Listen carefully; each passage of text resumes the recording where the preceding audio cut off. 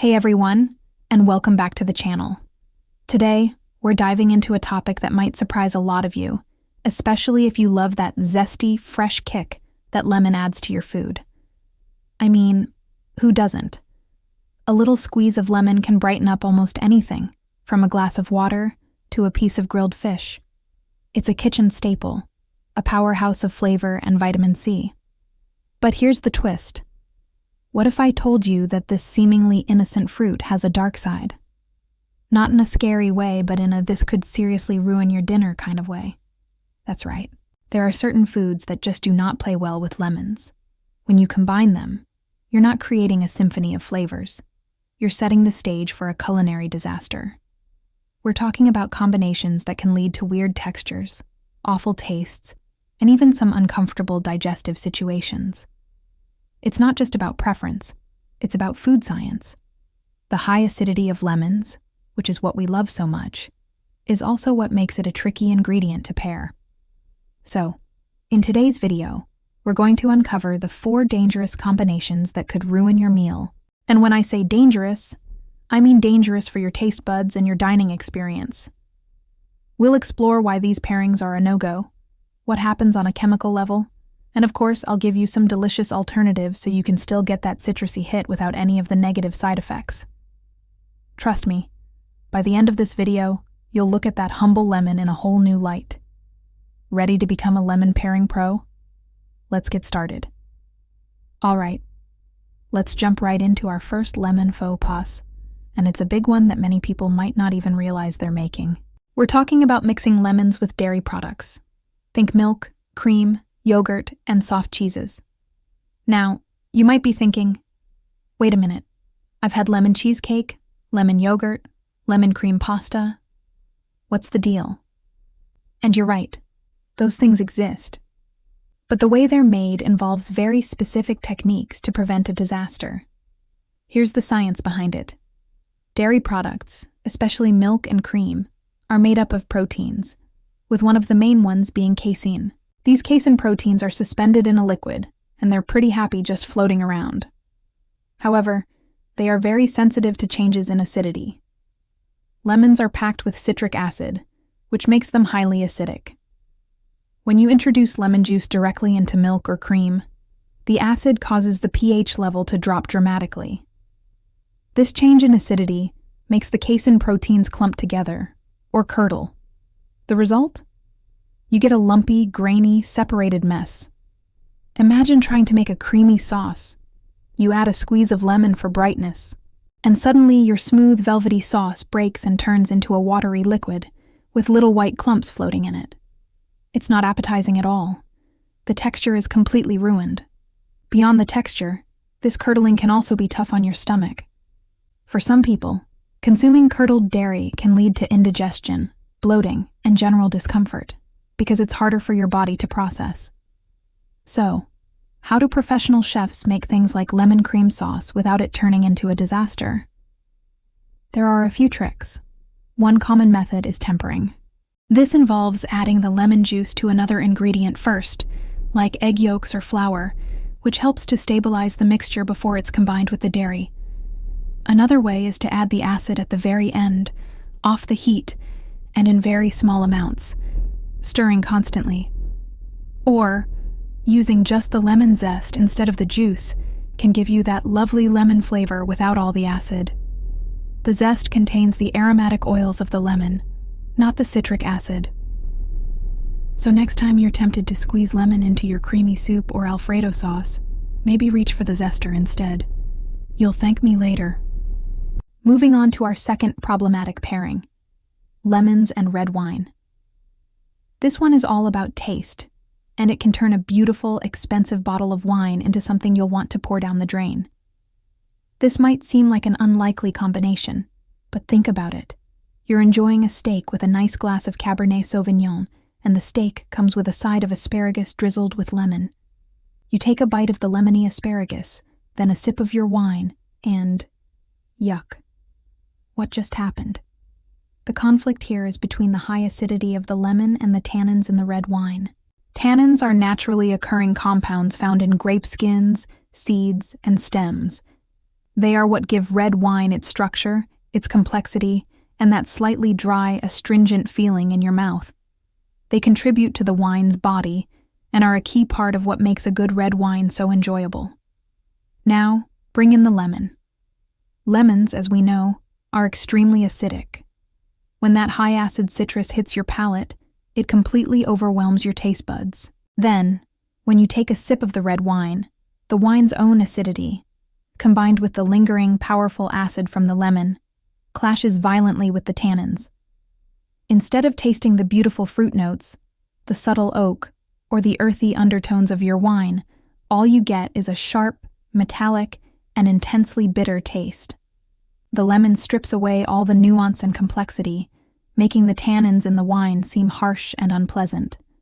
It basically flattens the wine, leaving it tasting sour and unbalanced. This is why you'll rarely, if ever, see a classic food and wine pairing that puts a dish with a strong acidic lemon sauce next to a bold red wine. It's a culinary clash of the titans, and nobody wins. So, what's the solution? If your dish has a significant lemon component, you're much better off pairing it with a wine that can stand up to the acidity. Think of high-acid white wines like Sauvignon Blanc, Pinot Grigio, or even a dry Riesling. These wines have their own bright acidity that will complement the lemon rather than fight against it. The rule of thumb is, match acid with acid. Save that beautiful bottle of red wine for a dish that won't do it a disservice.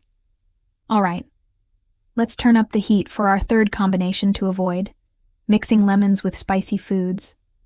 This one might be the most counterintuitive of all, because for many of us, a squeeze of citrus over a spicy dish feels almost automatic.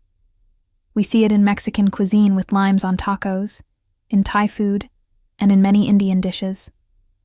A little bit of acid can indeed brighten and cut through the richness of a dish. However, there's a very fine line, and when you cross it, you can transform a pleasantly spicy meal into a painful ordeal. Here's what happens. The sensation of spiciness comes from a compound called capsaicin, which is found in chili peppers. Capsaicin binds to pain receptors in your mouth, the same ones that detect heat. This is why spicy food can feel like it's literally burning you. Your brain interprets this signal as pain and heat, triggering a response, sweating, a runny nose, and a rush for water. Now, enter the lemon. The citric acid in lemon juice doesn't neutralize the capsaicin. In fact, it does the opposite.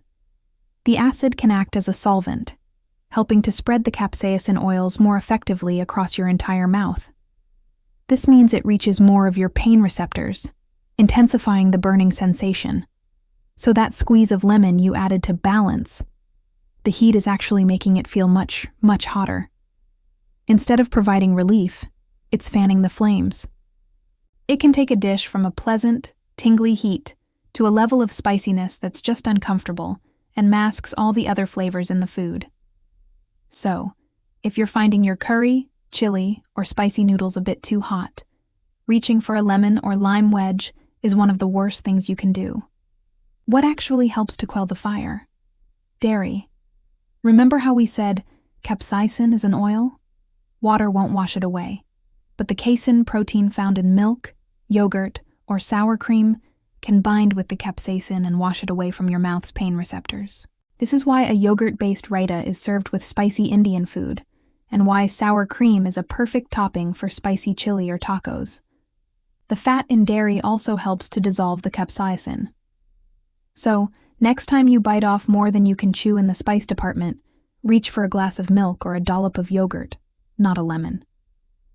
And finally, we've arrived at our fourth and final lemon combination to be wary of: lemon and papaya. This one is a bit more surprising and delves deeper into our digestive health. Papaya is a wonderful tropical fruit, celebrated for its sweet flavor and its rich supply of vitamins and digestive enzymes.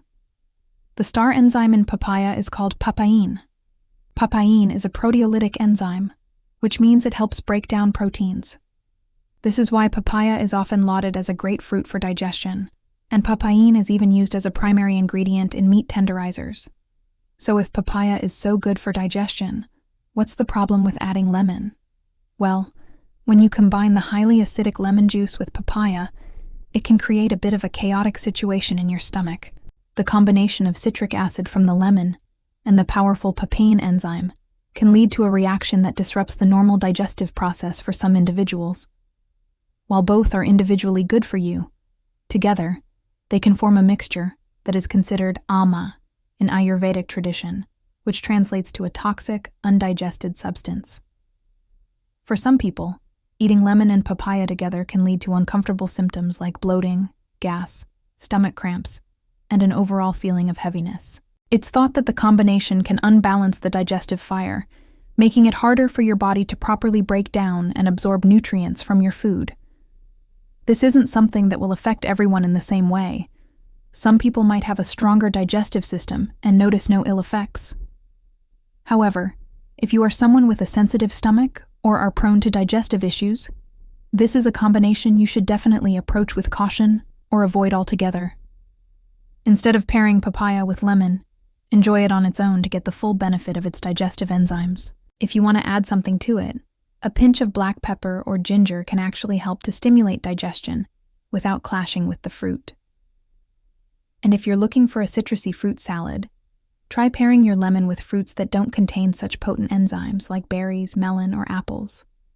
It's all about creating combinations that support your body's natural processes rather than disrupting them. So there you have it. 4 food combinations with lemon that you should definitely think twice about. From the curdled catastrophe of mixing it with dairy, to the bitter disappointment of pairing it with red wine, the fire-stoking effect it has on spicy food, and the potential digestive turmoil with papaya, it's clear that our zesty friend needs to be handled with a bit of culinary wisdom. The key takeaway here isn't that lemons are bad. Far from it. Lemons are fantastic. But like any powerful ingredient, understanding how they interact with other foods is what separates a good cook from a great one. It's about knowing the science behind the flavor. Use zest when you want lemon flavor without the acid in creamy dishes. Pair lemony foods with high-acid white wines. Cool down spice with dairy, not citrus, and let papaya shine on its own. I hope this video has been eye-opening and helps you avoid some common kitchen mistakes. Now you can use lemons more intelligently to truly elevate your cooking. What are some other food pairings you've found that just don't work? Let me know in the comments below. I'd love to hear your own kitchen stories and discoveries. Thank you so much for watching today. If you found this video helpful and learned something new, please give it a thumbs up and don't forget to subscribe to the channel for more food science tips and culinary deep dives. Hit that notification bell so you won't miss our next video. Until next time, happy cooking.